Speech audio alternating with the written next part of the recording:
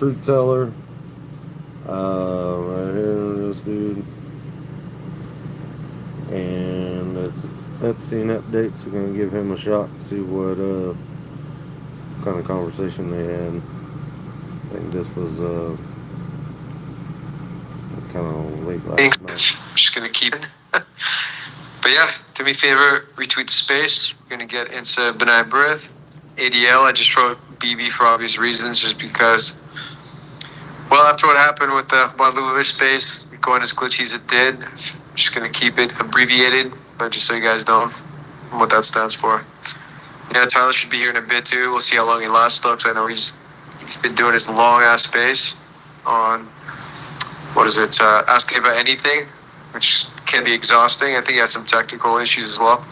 I went in there too, got a little bit of intel on benign birth myself. It was definitely helpful. So I've already done a bit of the deep dive, which I added to my space and just gave me more ideas for my thread. So, which I'll share with you guys. So definitely worth checking out.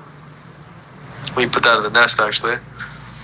Good to see Wolf here as well. Cabeless Carl. Yeah, if you guys want to come up, say hi, whatever, no rush. But yeah, just do me a favor, retweet. I'm just going to send a few more invites. I'll be right back.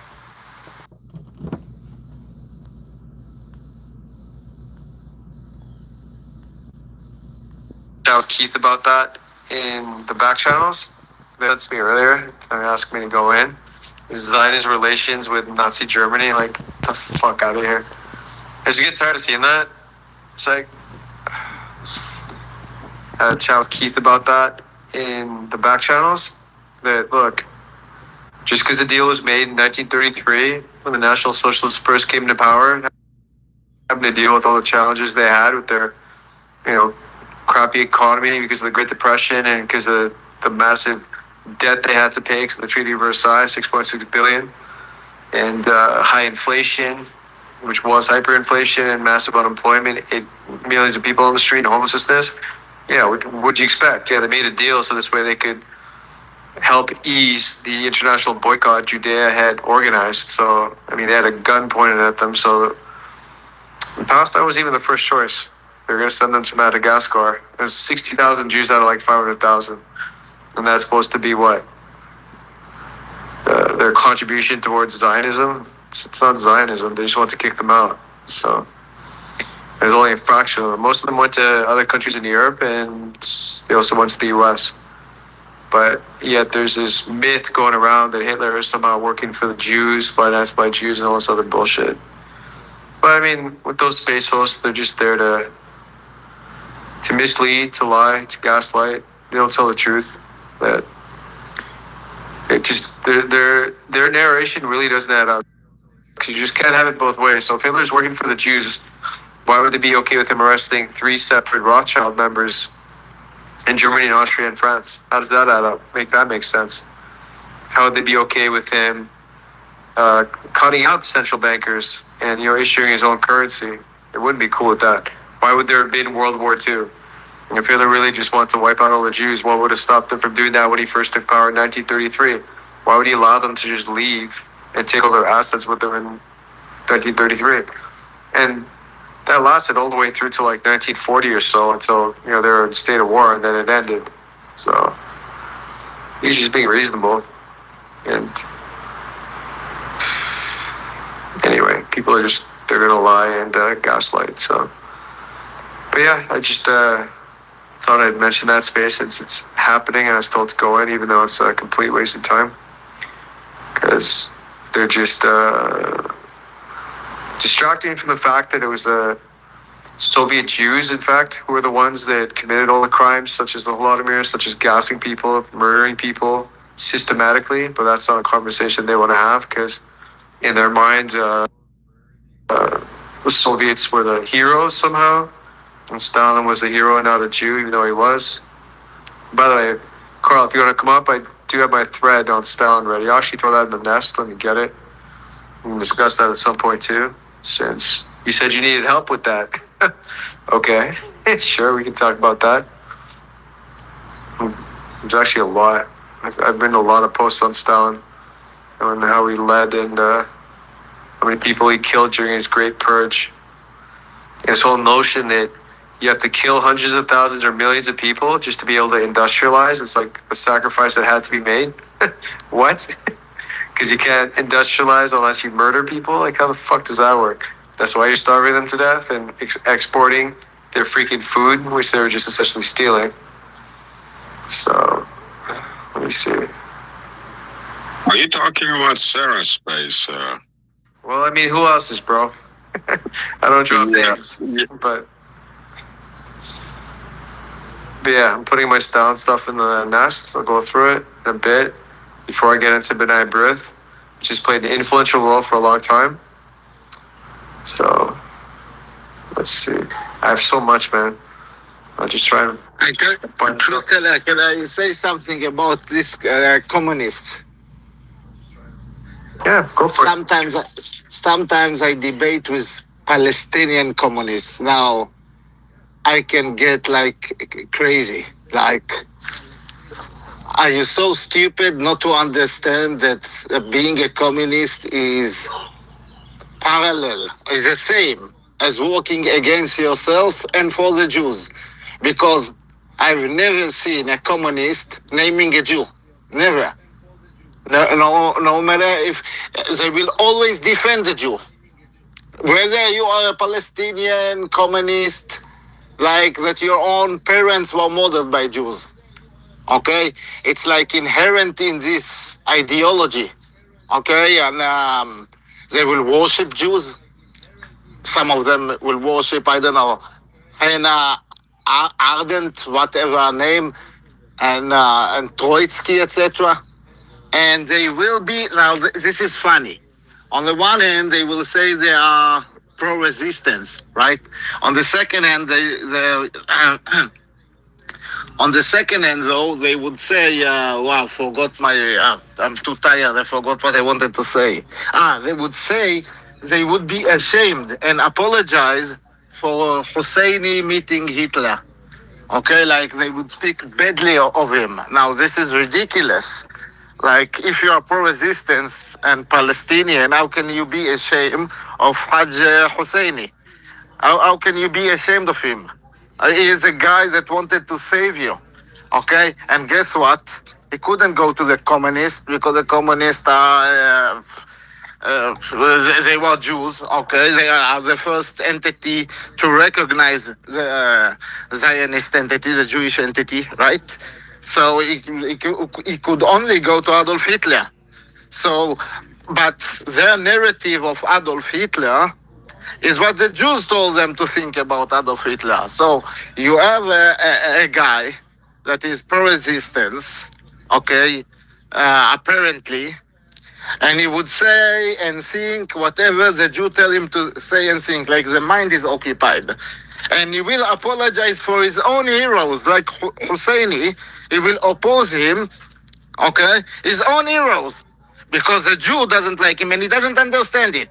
Like, he's so retarded to understand that his opinions and ideas are implanted by his enemy. Okay, and he supports his enemy's ideologies.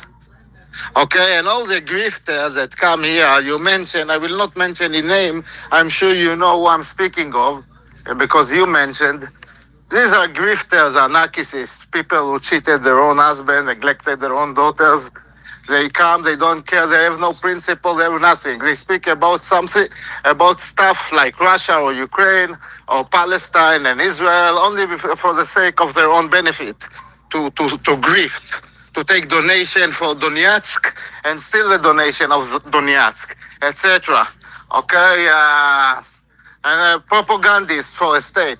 For example, you love Russia, truth teller. You even have the flag in your name. But if we're gonna now criticize the Soviets, you will criticize them the most. You have you don't conflate the two, right? So you can love Russia and criticize the Soviets. But the propagandists, in the minute you only mention the name Solzhenitsyn, he will start to shout at you, scream at you, curse you like a fucking, I don't know, alcoholic. Yeah, they are also alcoholic. Never mind. So yeah, these grifters. So they never trust these grifters even if they have self-proclaimed geopolitical analysts. Fuck them. Yeah, look, I'm not concerned what other people think. I just had a few people DM me about it. I'm like, look, I don't really go into those types of spaces anymore. It's a waste of time. I end up getting muted. Can't get my points across. So I can present my evidence in a coherent way to make my argument and let people decide for themselves. They just want to force their narrative, shove their narrative down people's throats. And I've looked at all their evidence. I mean, we learned all that shit in school. But then I went and looked at real evidence that they don't put in those, whatchamacallit, those McGraw-Hill education textbooks that are published by the Jews because they want to shove down your throat what they want you to think. And now we know the B'nai B'rith through what Simon Schuster or whatever publishes textbooks. They deliberately omits Jewish contribution towards the Judeo-Bolshevik. It was an invasion and occupation of Russia from 71 or 1917. I want to say 91, but really, I mean, the Harvard boys, most of them were Jews too. They came in and destroyed the economy too. So really till around 2000. And then some of them started getting kicked out in the 2000s. And that's when life started getting better. And these retards want to make the argument that Russia is where it's at because of communism. No, communism devastated and destroyed the economy. It's like they forget that the ruble crashed in 98 because they destroyed the economy. Russia was bankrupt. The Jews from where they got Russia their gave up its weapons. satellite states because they couldn't afford to remain. Communism failed. It doesn't exist anywhere. From where the Jews got their weapons to kill and do all their terror From against Stalin. Palestinians. From Stalin and also from the Bronfman family as well. I reread they helped. Okay, yeah, so it was Stalin that actually Hitler. stole German weapons and gave it to the Judeo. He gave it to the Zionist Jewish gangs like the Haganah. He's dealing with them. Oregon as well. Okay, so how can we explain this retardation of Palestine? No, really, because I debated some Palestinians. You know, they made 3 spaces on me specifically.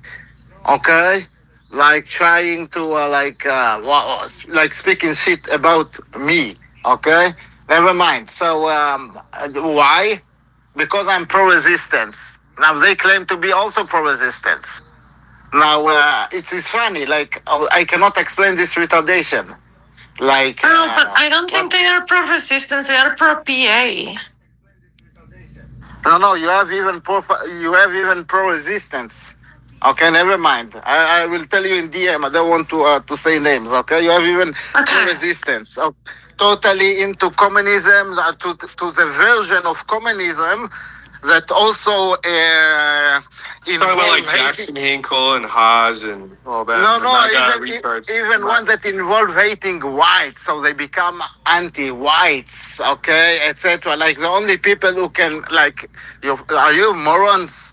The only people that can now help you are the whites from the right wing, let's say, that got wake up, not the leftists. They never help you. Okay, they never help you. They never give a fuck about you. Okay, so only the people from the right who get awake, the Christians. Okay, they're the only people. Now they don't want it. Okay, they don't want me in the space because they say I'm a Nazi. I'm a white Nazi.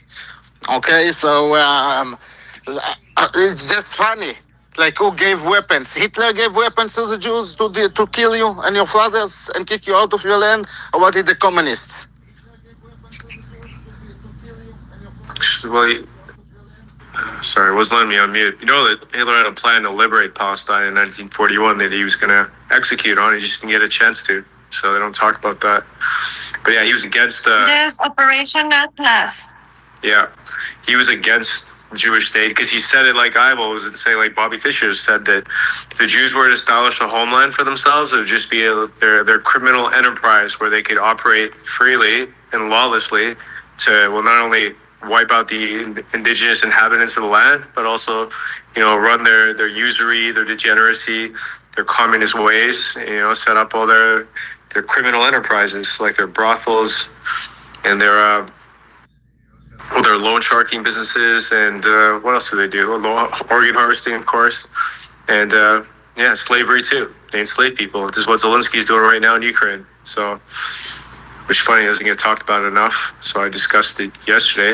But look, we have guys. Do me a favor, retweet the space, and then I'll get into Stalin first, and then we'll get into benign Brit. Truth, before you started, I just come to ask you a question because I have this question for since yesterday, and I didn't see anyone talking about it. A lot of people is about we know about BlackRock and all that stuff about the $40 billion that was given to Argentina. What do you think about that? What's your take on that issue? What do you think is money laundering? You think there's something going on? I don't know, but $40 billion is not even allocated by the government. Can you please elaborate that if you have time? I know it's kind of out of topic, but I'd like to know your opinion.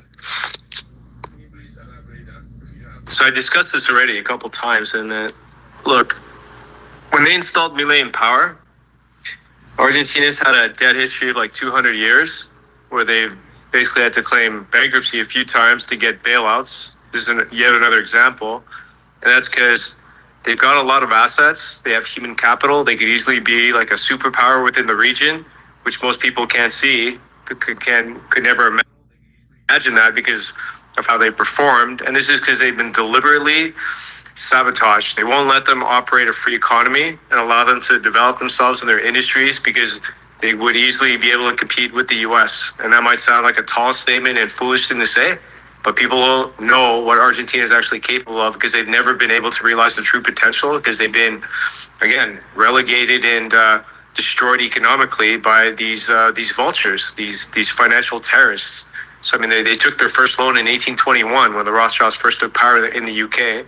They controlled the English central bank then, and it took them 70, 80 years just to pay that back. It was like it's a small amount of money, too. It's like maybe $1 million. Well, maybe not a lot. It was a big amount then, but compared to now, it's peanuts. But they deliberately, because of the way the loan was structured, made it so hard to pay it back. And that was what Milei's done. Look, he privatized the assets, sold it off, gave away the gold to the Rothschilds in the UK, fired off more than 2/3 of the government staff because, again, they need to cut back on expenses. But when all the social services were gone then, essentially, and they couldn't afford to pay anyone anymore. So a lot of talented Argentinians left. I mean, they have scientists, engineers, doctors. They all took off. And so what's left? Well, not much. Over half the country is suffering from, living in poverty, essentially. And inflation's still high. He's barely cut it, despite his reduced spending. And so, of course, he needs a bailout because he sold out industry to these vultures that come in and buy assets for cheap. And that's exactly what the likes of Eduardo Epstein wanted. He was the guy that financed Milei. So, $40 billion is just the beginning. And this is exactly what they do. They come, they devastate the economy. They install this stooge who's just overseeing this all. It's parasitic. And then the vultures come in to asset strip the country. And then the country, which should be self-sufficient, then needs a bailout through the IMF or World Bank. Trump's not writing him a $40 billion check, by the way. It's going to come through likely the IMF. And it's going to be a loan that has to be paid back in US dollars. Of course, they won't be able to, and they'll have to restructure it later. And then they continue to saddle up that country with debt to keep them indebted and then controlled. And then Milei and his cronies will just keep getting rich because they're going to steal part of that money. It's not like they're going to invest it to help, create good paying jobs or something like that, or invest in their own industries. No, they're going to have to import shit because there could be manufacturing in Argentina, but what do they make? I mean, they're known for what, like beef maybe? Food, tourism, hospitality, stuff like that, but they could easily be manufacturing too. They've got the talent and the labor force to be able to do it. And this is what they do to all countries that have potential and resources. Argentina has resources. They have mining. I think they have oil too. They have a lot. I've looked before. It's been a while. So there's no reason why they should need a bailout if they actually had responsible leadership that wasn't Jewish. They just want to destroy the country. And they love doing this to Christian countries, so this way they stay behind because they don't want them to compete against any other superpowers for sure. They want to keep all these countries dependent and debt slaves.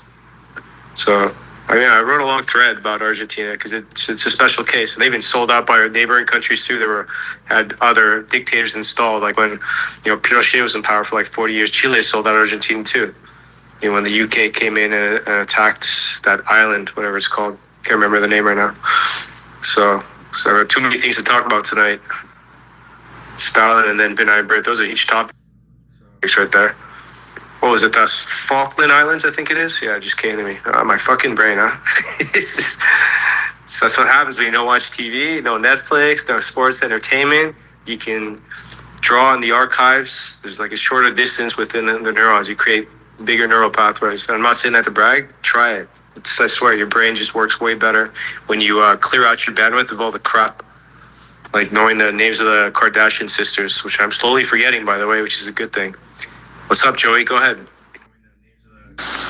What's up, Truth? I wanted to ask you if you've ever heard about in the JFK assassination, there was a guy involved who was Oswald's handler. His name was George de Mohrenschildt.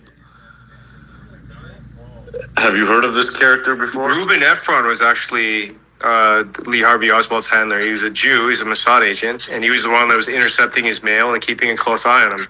I posted about him before. Here, I'll put it up in the nest. Yeah, I've heard of him. But have you heard of de Mohrenschildt? Because he was a former Soviet KGB officer, and he in the 1920s he tried to assassinate Stalin. That's why I was bringing it up.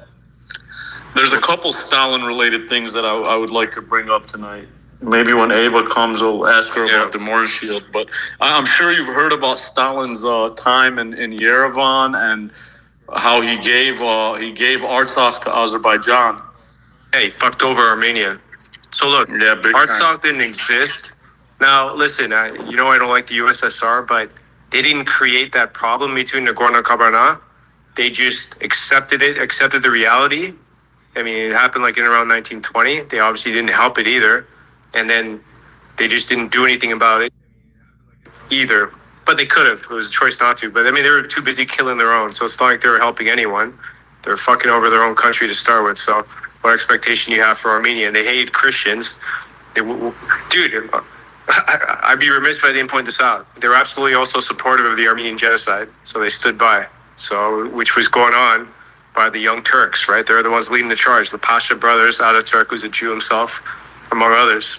Yep. It was the same cast of characters, similar cast of characters in the Bolshevik Revolution, and right around the same time period too.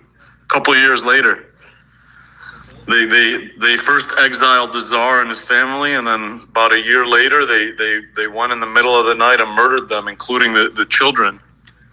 I think the youngest was like 8. You've heard of Emanuel Caruso, right? Caruso, yeah. Caruso, He was a Sabatian Jew in Turkey. Yeah, he fucked over the old Ottoman Empire leader. What is it? Hamid, right? Hamid, the guy that preceded the last Sultan. Yeah, like he preceded the Sultan Hamid. And sorry, he's the one that screwed over Sultan Hamid, and then they installed Ataturk after that. For a long time, Armenians are starting to wake up to this, but for a long time, they convinced Armenians that it was the Ottoman Empire who did this genocide. Did the genocide against the Armenians. But that's completely inaccurate, because if you look at the dates, the Ottoman Empire collapsed in 1908. The Armenian genocide happened 7 years later. And by that time, the Young Turks, who were all Jewish, crypto Jews, Sabatian Jews, they were fully entrenched in power by 1915. There was no one even challenging them. So that's what's funny to me, is when they want to blame Ottoman Turkey for the Armenian genocide without covering for the fact that Armenia was already being destroyed. No on? Oh, you can't hear me? Okay. I'll recycle it. But it's amusing to me that they overlooked the fact that the Ottoman Empire got decimated during World War I because the Brits were also convincing the Arabs to revolt against Turkey. So they were already dealing with internal struggle and then also fighting a war as well at the same time, which obviously they would have to quit fighting. And then the Armenian genocide takes place because there's new powers that be that destroyed Ottoman Turkey so they can liberate Palestine. And by 17 also issued the Balfour Declaration. And then Sykes-Picot, which starts in 1916. There's no Sykes-Picot if the Ottoman Empire is still strong, right? So actually, Herzl got the ball moving even before that. In the late 1800s, he sent this guy named Naglinski to try to basically like bribe the Sultan and blackmail and bribe him into giving them Palestine. But the Sultan didn't want to do it, and that's what led to them inserting all of these crypto-Sabatian Jews from Salonika into the Committee of Union and Progress, CUP, CUP. It was a shadow government. It was the shadow government in the Ottoman Empire until they actually overthrew the Sultan. Then it became the official government of Turkey. Yeah. But it was Herzl and the Zionist movement are what destroyed the Ottoman Empire. Well, by then it was Vladimir the Jabotinsky. Russian Empire, as you said, and the Russian Empire. Remember, Herzl died by 1904. It was Jabotinsky that took the torch, and he was the one who sought to fulfill Herzl's dream of establishing a Jewish state. So he was the one also. I mean, Jabotinsky literally went to the Ottoman Empire. Remember, he started the Young Turks newspaper. He was a journalist, author, whatever. All these Jews are the same. Didn't he go on to become a prime minister? Also, Theodor Herzl went to Turkey, to Ottoman Empire. He did. In 1894 and 1895, Theodor Herzl went to Turkey, and he also sent someone there. But I was asking about Zab Jabotinsky. He was the prime minister later, right? No, he wasn't. He was assassinated. Zab Jabotinsky was the one who founded the Zionist revisionism, okay? So he was let's call it, the teacher of Menachem Begin, okay? So he was the founder of what you call today Beitar, what you call today Likud, what you called, okay? And what you called back then, Etzel. Irgun, okay? Irgun, right? Yeah, you call it Etzel, yeah, the Irgun, okay? So all these terrorists, right? And the manager at Palantir now is she's a granddaughter.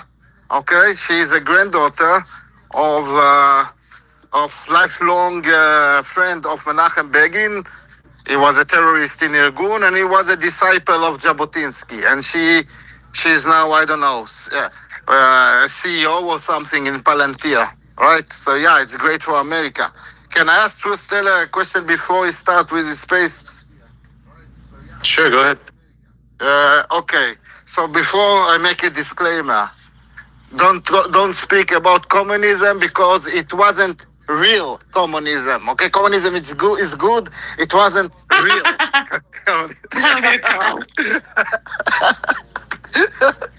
I sent him a meme just now. It's a funny meme.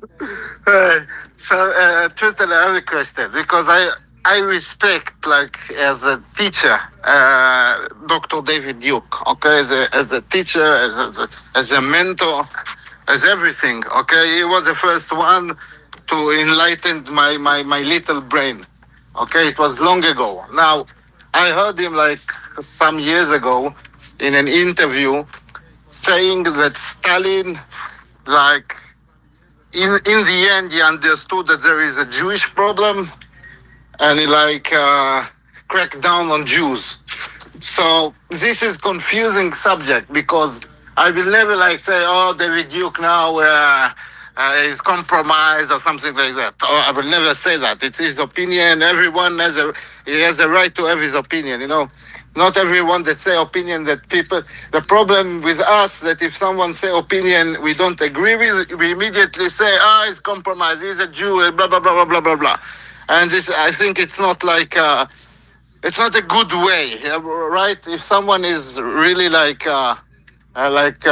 sacrificed himself for 60, 70 years since he was a teenager. So it's his opinion. So I take his opinion with weight, okay? I'm not his opinion is important to me. So I want to know about Stalin. Like, on the one hand, we know it was high in the Soviet Union, right? And then after Lenin, he became like the number one guy.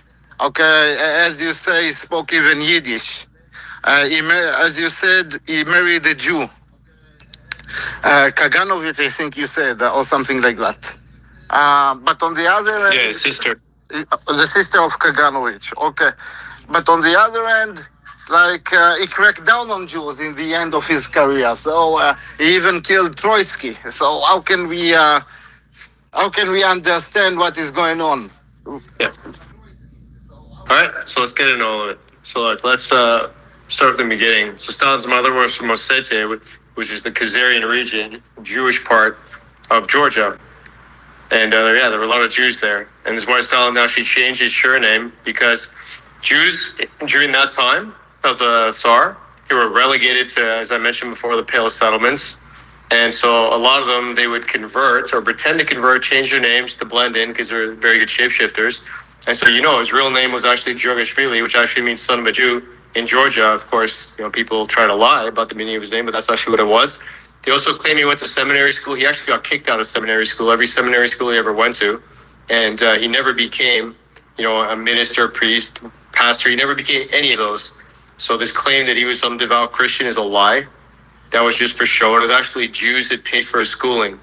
So for his higher education, all that stuff. So his hometown of Georgia was previously, again, same area as Kazaris. That also made anti-Semitism, death penalty in the USSR, as I mentioned before. He also carved out the Jewish Oblast in 1934. Why would he do that if he's a devout Christian, communist, who thinks, he believes in egalitarianism, therefore there's no classes, because everyone's the same, right? All the workers unite. They're all one. There's no, middle class, millionaire class, billionaire class. Everybody's the same. So why would he give Jews this special status and give them their own land? Why would they do that, right? And again, he was also led by, or had, this secret police called the NKVD. They were also called the Cheka before that, OGVU. And they were the ones that were overseeing the gulags and torturing Russians, ordinary, Christian Russians, and forcing them into slave labor. Now, the excuse that these individuals will give is that that's what was required, the hard sacrifice, to be able to industrialize and build canals and build roads and all that stuff that the Tsar had already built. Now, some stuff obviously got destroyed from World War I. But Russia was more than capable and industrialized to build anything. They were building cars, double-decker buses, trains, bridges, planes, you name it. They were capable of building out a top 5 economy. The Jews invaded Russia so they could steal the gold because they had the highest gold reserve in the world and the best labor practices as well. People were not repressed. There were no serfs in Russia. There were landowners. There were no peasants who were landowners. They even had gun rights. And they only worked a few months of the year because they made more than enough money to sustain themselves.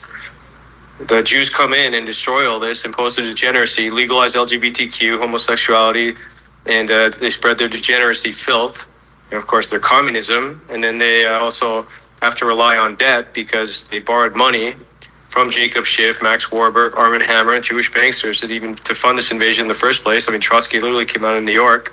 Trotsky was the one, he's a Menshevik. He wasn't even a Bolshevik. Without Trotsky, there's no Red Army. He was the one that funded and enabled the Red Army to be able to invade. So that's how important and vital Trotsky was. And despite that so-called beef with Stalin and Trotsky, they got along just fine initially. In fact, Stalin read Trotsky's works. He was a big admirer of his work. So that's another lie that Jews like to state. Now, I'll get into more on Stalin in a sec. I just want to point out that when they say that Stalin executed Yagoda and Yeshov, Beria, I can't remember. He did Yagoda and Yeshov for sure, like the same day. I think he did Beria later. That was because they betrayed the state. They were double agents. It wasn't because they were Jews. Remember, Stalin took power in 1924. What was Yagoda doing? He was a deputy for the OGBU. He was working next to Dzerzhinsky. So he already had a high position of power. And then from 32 to 34, while the Holodimir's on, he's the head of the Cheka or whatever, the NKVD. So lies these guys like to say is, well, he was only in charge for like 2 years. The Jew that killed over at least 10 million Ukrainians, he was only in charge for 2 years. No, he wasn't. You think they just randomly throw in a guy to hold the post of NKVD for 2 years without any past experience? He was an understudy to another Jew, Dzerzhinsky, who was even more brutal, if not the same. Felix Dzerzhinsky, he's a Polish Jew. This guy was brutal. So he was the one who advised and worked over Naftali Frankel, who was the head of the gulags. He was another Jew that tried to escape. So Naftali Frankel, he came out with the system whereby, the highest working slave would be rewarded with an extra meal. The least productive slave loses a meal. So that led to a slow and sure famine, because once you start missing meals, you're fucked. How are you going to improve your productivity? So it's not like they were feeding them all anyway. Remember, these guys owned nothing. They were living in boxes. They could barely sustain themselves. So that's the system that the USSR devised with back then it was a few hundred gulags. It went up to like thousands. Some say up to 80,000 gulags because Russia's a massive country. Slave labor camps everywhere. Siberia had among the most brutal ones. I wrote a post about how brutal these camps were. So Stalin oversaw this. If Stalin really hated the Jews, why did he wait until like 1938, 39 to go punish Yagoda and Yeshov? They did the Holodomor in 32, 33, which these Jew lovers, these communist sympathizers deny. They don't even acknowledge the Holodomor took place because, again, because it overshadows then the Holocaust, which didn't even happen. Plus the fact that it was another Soviet Jew, Davidovich Berg, who created the gas chamber, the mobile gas chamber, just by connecting a tube to the exhaust pipe to then, issue that carbon dioxide into the chamber, enclosed chamber, to wipe out, to kill Russians immediately. Because it's cheaper than the bullet. You can multitask. So while some of them ended up living, they would end up in the camps and they'll likely die from torture or starvation. Over 1.8 million Russians just died in the gulags just from being tortured, just from the slave labor. So that's just on Stalin. Now, in terms of the relationship between Joseph Stalin, Yakub Jagashvili, and the future Zionist state, he had a very close relationship with guys like David Ben-Gurion, and even Golda Meir, and he communicated with them. He could speak both Hebrew and Yiddish. And Dmitry mentioned this before, that the way the Jews are with their language, and they're like that now, you can't go and take a Hebrew language university. They don't offer it anywhere. I mean, if you can find it, it's rare. It's limited to just Jews. You have to go to like a Hebrew school and qualify, because for them it's like a coded language, and that's what Hebrew was. Ancient Hebrew was like a code. It wasn't even an oral language. It was more just written at best. Because explain how it disappeared. And if ancient Hebrew existed, why did they have to invent Yiddish? It came from Pan-Germanic, Slavic influence. They created a language that they ripped off from different sources. Well, why didn't Hebrew sustain itself if the Jews have been around for 3,000 straight years, especially if they're from the Middle East the whole time? How does your fucking language disappear? How come other languages didn't disappear? Italian's still around. Ancient Farsi is still around. Arabic's still around for well over 2,000 years. How the fuck does a language disappear? Chaldean's still around. Yeah, Carl knows. Aramaic. Yeah, but the Chaldeans stole and distorted Aramaic language from the Jews. Shut up. Okay, all right. Let's not get. Let's not derail. He's just kidding around. He's joking though. He's joking. He fucks with. I know. Look, point is, languages don't disappear unless they never existed. So it's a bunch of crap, because the Jews just lie and rip off everything. And you have a guy like Ben Yehuda that shows up in the 1850s and invents a Hebrew language that he rips off from Arabic and other sources. Ben Shushan. I think Eliezer Ben Shushan. Yeah, okay. Sorry, Eliezer Ben Yehuda. Eliezer Ben Yehuda. I just say Ben Yehuda. Look, I don't use the full name because otherwise... Sorry. Eliezer Ben Yehuda, right. Let's not come in detail. The point I'm trying to make is, why did he have to invent a language from scratch and use the symbols that he used and rip off words from Arabic if Hebrew always existed? Why did he have to reinvent it then? Languages don't disappear, so that's a bunch of bullshit too. But that aside, why do I even bring that up? So, again, the relationship between Soviet Jews and the Zionist Jews is very simple. If it wasn't for Stalin, Israel would never exist. And this is a hard reality they don't want to accept. It wasn't Germany that had the deciding vote at the UN in 1948 or 1947 when they agreed on the partition plan. Okay, it was Stalin and his ambassador, Andrei Gromyko. They gave an impassioned speech in 47 on the terrible fate suffered by the Jews. But I thought he hated Jews. Why is he giving this speech? This is in 1947, after World War II. And their need to have an independent state. So you can see that Stalin and the Jews were pushing for the state of Israel. Stalin then organized Eastern European communist states to vote for a state of Israel on November 29, 1947. And they needed a 2/3 vote. He convinced 5 of those Eastern European states to vote for it. And that's how they were able to get that partition plan vote. It's not like the Palestinians had any agency. They had none. In 48, Stalin allowed for a Skoda factory in Czechoslovakia to ship, again, weapons to Israel. So this way they could, do their genocide, which they've been doing long before 10/7. And he stole German weapons, from World War II and gave it away to these Jews in Palestine. So Ben-Gurion once said that without the Soviet arms, he said this, he's quoted as saying this, is in his biography, without Soviet arms, the state would never have survived the onslaught of 5 Arab armies. So when those 5 Arab armies invaded Palestine, again, without Soviet help, they're fucked. And this Maxwell, he was connected to this communist because I think he smuggled these arms, right? 10 people in here. I want to change the subject. I'm going to watch something with my buddy, my nephew, my brother. And so I'm going to stop streaming. this is Truth Teller Space right here.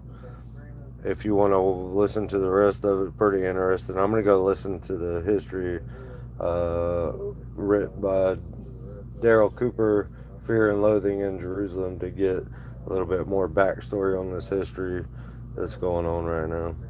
Y'all have a good day.